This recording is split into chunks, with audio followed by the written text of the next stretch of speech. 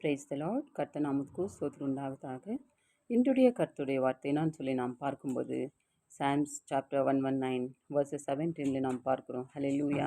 உமது அடியேனுக்கு அனுகூலமாயிரும் அப்படின்னு சொல்லி நாம் பார்க்கிறோம். Hallelujah. Deal bountifully with your servant அப்படின்னு சொல்லி ஹalleluya.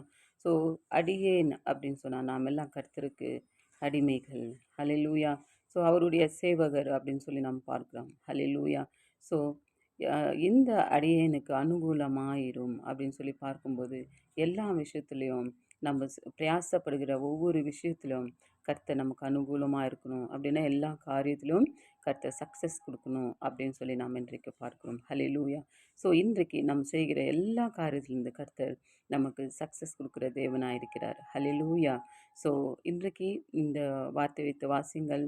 கர்த்தர் உண்மையாகவே உங்களுக்கு அனுகூலமாக இருந்து நீங்கள் செய்கிற எல்லா வேலையிலிருந்து உங்களுக்கு ஒரு ஜெயத்தை கொடுப்பார். ஹalleluya.